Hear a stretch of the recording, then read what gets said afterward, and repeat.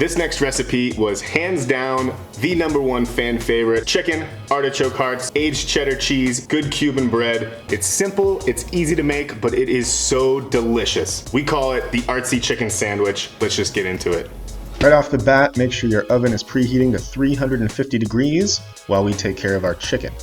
We are using chicken breast. You could also use chicken thigh, but just make sure to season it liberally with salt and fresh cracked pepper. And you want to do it on both sides, so flip it over and make sure you're not putting your chickeny hand back in the salt. Use your other hand and season that side with salt, and then, yep, I'm going to go wash my hands so I don't get chicken all over my pepper grinder. Season that side up, and then we have a ripping hot pan here. I'm going to put in just a little bit of oil and sear that chicken off. We're just looking for color here. We're not going to cook it all the way through. So give it about 2 to 3 minutes on each side. And then we're going to throw it right into our 350 degree oven for about 15 to 20 minutes, or until your chicken is cooked almost all the way through. I'll tell you why in just a second, but first we're going to start with our lemon basil aioli. Don't forget, all these recipes will be in the description below. And I'm going to start with a good handful of fresh basil, about a 1/4 cup of mayonnaise. I use the real stuff, none of that low fat or no fat stuff. And then the juice of half a lemon. You can use this fancy fork trick where you just dig a fork around in there and squeeze the juice out.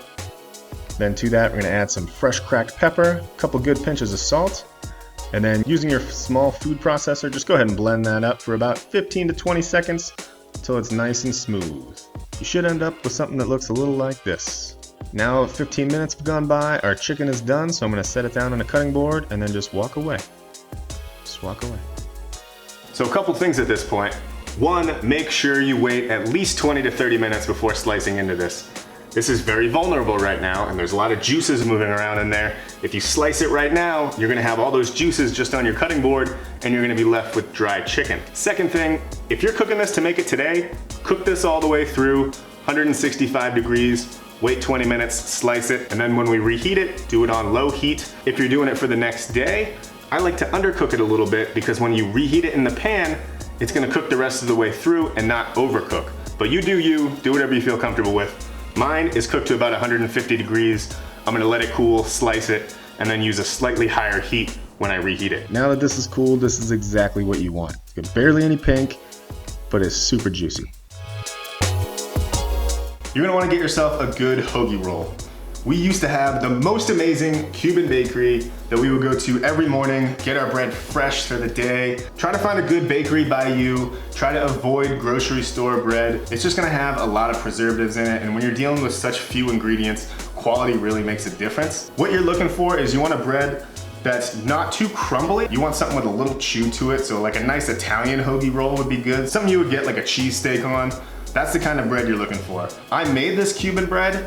I'm gonna put the recipe in the description. It's an adaptation of Joshua Weissman's Cuban recipe that I tweaked a little bit, and it is on point. So if you have the time and you wanna really step it up, make this bread, it is perfect. I'm gonna slightly heat this up and I'll meet you back over here. All right, we're ready to assemble. I've got our pan over medium heat. Gonna add just a touch of oil and throw in our sliced chicken.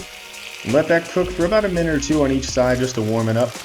And then I like to add in about 2 to 3 artichoke hearts sliced. Throw those right on.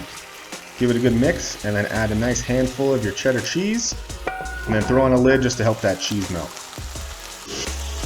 When you're ready to assemble your sandwich, make sure you throw that bread in a nice low oven, right around 250 degrees, just to warm it all the way through.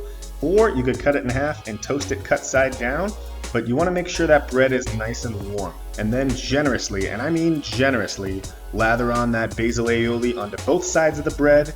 Top that with your chicken with all that melted cheese and artichoke hearts throughout it. On top of that, we're gonna add our pickled red onions along with some baby bib lettuce. You could also use mixed greens or arugula or whatever you like. If you watched our goody goody garbanzo video, you know we're gonna use that lemon oil as a dressing because you never want undressed greens on a sandwich. All that's left to do at this point is cut that sandwich in half and enjoy. All right, now let's see if this is as good as I remember it. Oh man. Yeah, the basil with the cheddar, sometimes you don't have to pile a bunch of stuff on a sandwich. Just keep it simple and spring for the good quality aged cheddar. It really makes a difference. Don't use another cheese for this. It's so good. And it might not be the prettiest sandwich to look at, but I would happily eat this a couple days a week. In fact, I'm done talking.